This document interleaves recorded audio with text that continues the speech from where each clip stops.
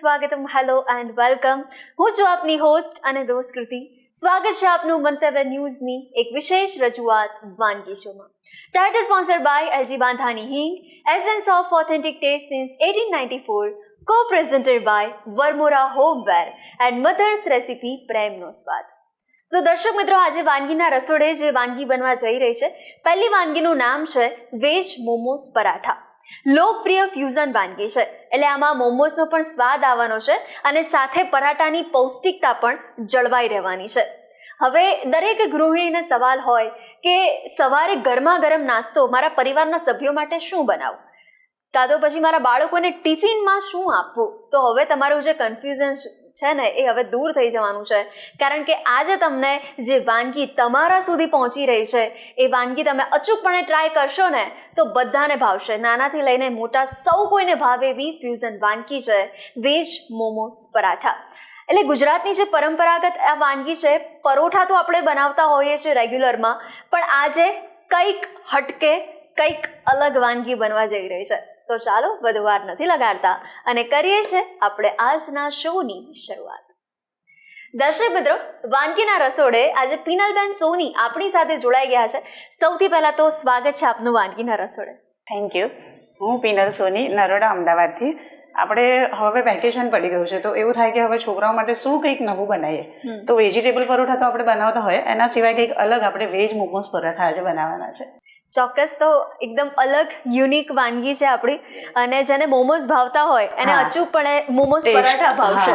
એ test આવશે. Yes. તો હવે અને એવું પણ છે કે મોમોસની જે ચટણી હોય ને એની સાથે આપણે સર્વ કરીએ ને તો જે મજા હોય ને ડબલ થઈ જાય. હા, એટલે આપણે આ પરાઠા સાથે એ જ ચટણી આપણે સર્વ કરીશું. અરે એટલે મજા આવશે. ઓકે, તો સૌથી પહેલા ઇન્ગ્રેડિયન્ટ્સ જોઈ લઈએ આપણે. હા, તો ઇન્ગ્રેડિયન્ટ્સ માટે આપણને જોઈશે પહેલાં 1 કપ જેટલું કોબીજ છે જે આપણે ચોપ કરેલું છે, પછી ગાજર, ડુંગળી, લીલી ડુંગળી પણ આપણે લીધી છે, કેપ્સિકમ, સજાવટ માટે કોથમીર, અને આ સર્વિંગ માટે આપણે જોઈશે સોસ, મિયોનીઝ, મરી પાવડર અને તલ. આમાં એકદમ ઓછી આઈટમ સાથે આપણે મસ્ત આઈટમ તૈયાર કરી શકીશું. ઓકે, તો સૌપ્રથમ શેનાથી શરૂઆત કરીએ છીએ આપણે? સૌપ્રથમ આપણે આને ફ્રાય કરવાનું છે, એટલે જે એનો કાચો ટેસ્ટ હોય ને એ જતો રહે એના માટે. તો ફ્રાય કરવા માટે આપણે સૌપ્રથમ પેનમાં તેલ લઈશું.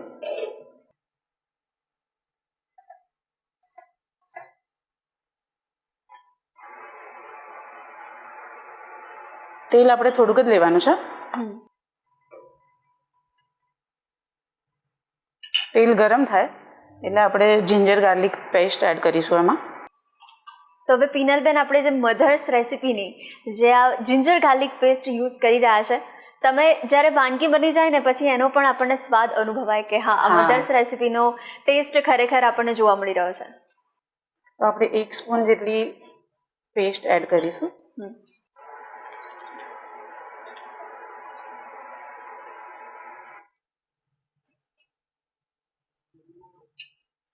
તો પિનલબેન, તમે પણ ઘરે જિંજર ગાર્લિક પેસ્ટ જે મધર્સ રેસિપીની છે એ જ તમે યુઝ કરો છો? હા, એની સ્મેલ, અરોમા મસ્ત આવે છે અને છેલ્લે આપણને ટેસ્ટ પણ ખ્યાલ આવે. આ 2 મિનિટ જેવું થશે એને સોતે થતા, પછી આપણે બીજા બધા વેજીસ એડ કરીશું. ઓકે. જો હવે સહેજ ગરમ થઈ ગયું છે તો સૌથી પહેલા આપણે ઓનિયન એડ કરીશું. લગભગ 2 નાના કાંદા આપણે આમાં ચોપ કરીને લીધા છે.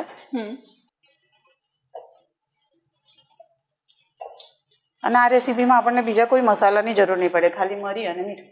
યસ.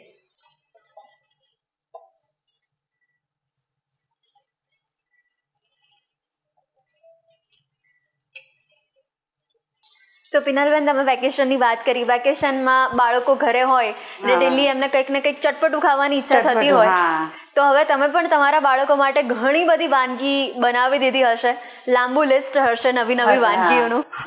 આમાં કેવું છે, વેકેશન હોય ને એટલે એ લોકોને બપોરે બી ભૂખ લાગે ને સાંજે 5 વાગે પછી સ્નેક્સની અલગથી એક ભૂખ હોય. તો આપણે બહારથી પેલું મકેનના ફ્રેન્ચ ફ્રાઈસ ને એવું બધું લાવીએ, એના કરતાં આપણે ઘરે જે રીતે ટ્રાય કરી શકીએ છીએ, અને એ સિમ્પલ અને ઇઝી હોય છે બધી વસ્તુ. હવે આપણે આમાં કેબેજ એડ કરીશું.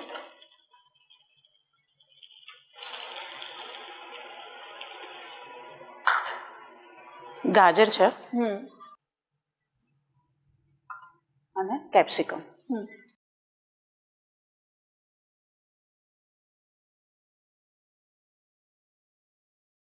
આ બધું થતાં લગભગ 5-1 મિનિટ જેવું થશે. તો આપણે જે મોમોઝ બનાવતા હોઈએ છીએ એ ફ્રાય અને સ્ટીમ બે ટાઈપના હોય છે. તો આમાં કેવું ઉંમરવાળા હોય ને એને એવું બધું ના ફાવે, ના ગમે. અને આપણે આ રીતે પરાઠા સ્ટાઇલમાં કરીએ ને તો બધા આપણા ઘરના વડીલોને બધા ખાઈ શકે. બિલકુલ. ઇન્ગ્રીડિયન્ટ્સ આપણે એ જ લીધા છે જે મોમોઝમાં યુઝ થતા હોય. આને બહુ જ ફ્રાય કરવાનું નથી, ખાલી 5 થી 10 મિનિટ સાઈઝ આમ નરમ થઈ જાય એટલું જ કરવાનું.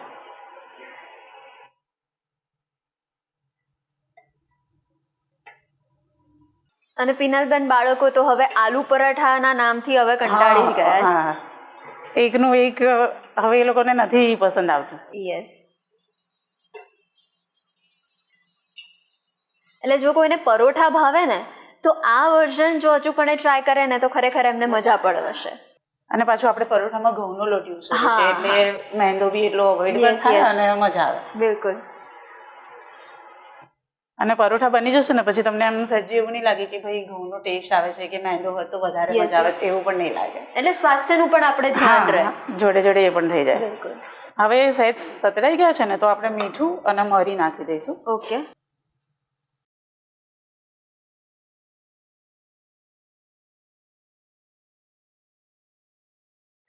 એક ચપટી જેટલો મરી પાવડર અને સ્વાદ પ્રમાણે મીઠું.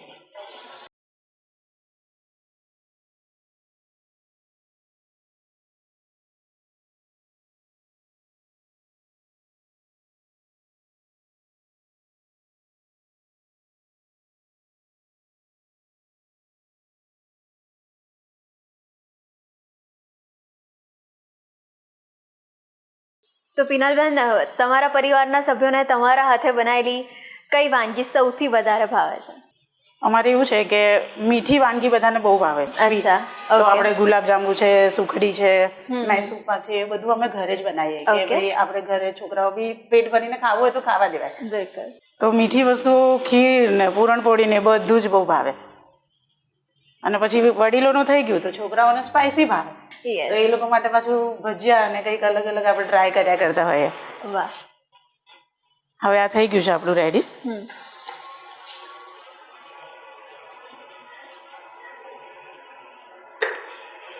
એટલે મોમોઝની અંદરનું જે સ્ટફિંગ જો એકવાર રેડી થઈ ગયું પછી કઈ વાર ના લાગે, પછી ઇઝી થઈ જશે. હવે આપણે એને થોડી વાર ઠંડુ થવા દેવું પડશે. ઓકે. હવે આપણું આ સ્ટફિંગ રેડી છે, એને આપણે કોથમીર વડે ગાર્નિશ કરી દઈશું. ઓકે. અને ઠંડુ થઈ ગયું છે તો હવે આપણે આ પરાઠો વણી લઈશું.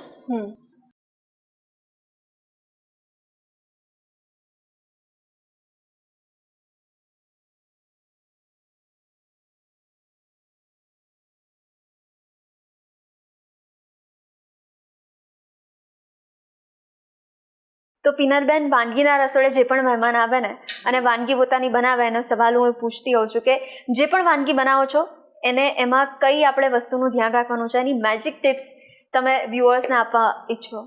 આપણે આ જે બનાવ્યું છે પૂરણ ભરવા માટે એમાં કોબીજનો યુઝ કર્યો છે. તો તમે જો પહેલેથી કાપીને રાખી દેશો તો એમાં પાણી છૂટું પડશે, તો તમને સાંતળવામાં વધારે ટાઈમ થશે. તો તમને એમ થાય કે હવે બનાવવાની તૈયારી છે અથવા આપણો ટાઈમ થઈ ગયો છે જમવાનો કે એવું કંઈ, તો ત્યારે જ તમારે સલાડને બધું કટ કરવાનું. ગાજર ને કેપ્સિકમમાં એટલો વાંધો નહીં આવે, પણ કોબીજ અને ડુંગળીમાં એ ખાસ ધ્યાન રાખવાનું. બાકી તો બીજા કોઈ મસાલા યુઝ કરતા નથી. અને આને થોડુંક વધારે ફ્રાય કરવાનું તો ક્રિસ્પી થશે ને તો મજા આવશે.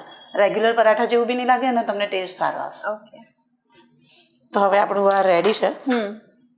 આપણે આને ટ્રાયેંગલ શેપમાં પૂરણ ભરીશું તો કંઈક અલગ લાગે. આપણે આલુ પરોઠાની જેમ બી આને બનાવી શકીએ, પેલું રાઉન્ડ કરીને પોટલી કરીને, પણ કંઈક બિલકુલ એટલે મોમોઝનો શેપ આપીએ છીએ આપણે.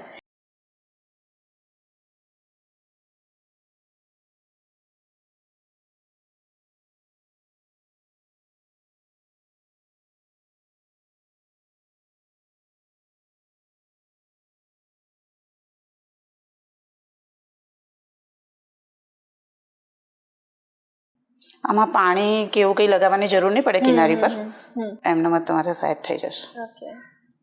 આટલું કર્યા પછી એની પર તલ અને લીલી ડુંગળી,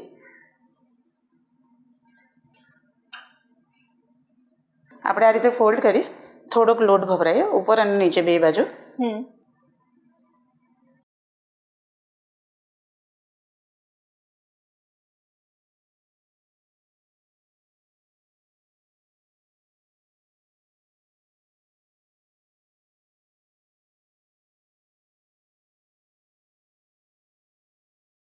બસ આ રેડી છે.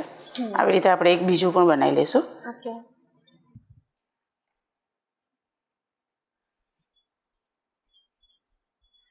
નાસ્તા કરતા જો ડિનરમાં પણ આપણે બનાવ્યું હોય ને તો આરામથી તમારું પેટ ભરાઈ જાય. તો હવે આજે તમે મોમોસ પરાઠા બનાવ્યા, પણ હવે તમે ઘરે મોમોસ પણ ટ્રાય કર્યા હશે. હા. વાહ. અત્યારના છોકરાઓને પહેલાં જેમ આપણે રોટલી છૂંદો ને એવું ખાઈ લેતા ને એવું ભાવતું જ નથી, એટલે કંઈક નવું બનાવીને ખવડાવવું પડે તો એ ખાય, નહીં તો પછી પડી કા ને કંઈક જોઈએ એ લોકોને. બિલકુલ. પણ એમાં પણ પાછું હેલ્ધી વર્ઝન. હા. તો અમુક વાર પરોઠાની જગ્યાએ આપણને કંઈક અલગ ઈચ્છા થઈ તો આપણે ફ્રેન્કી યા તો રોલ બનાવીને બી કરી શકીએ. હા.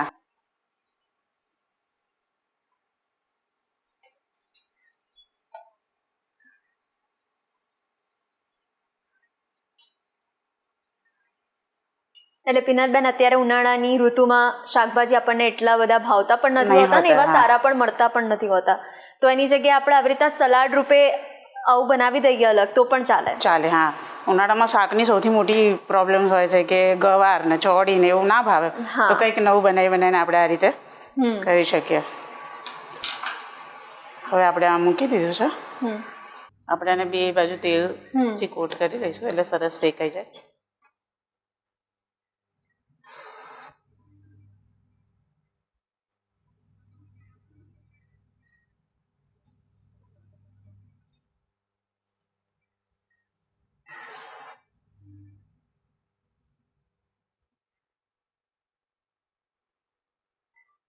તો હવે પિનલબેન, આપણા મસ્ત મજાના બંને પરોઠા રેડી થઈ ગયા છે.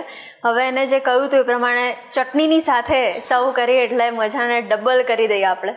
તો હવે આપણા આ વેજ મોમોસ પરાઠા રેડી છે. તો એને મિયોનીઝ અને શેઝવાન ચટણી બે સાથે આપણે સર્વ કરીશું.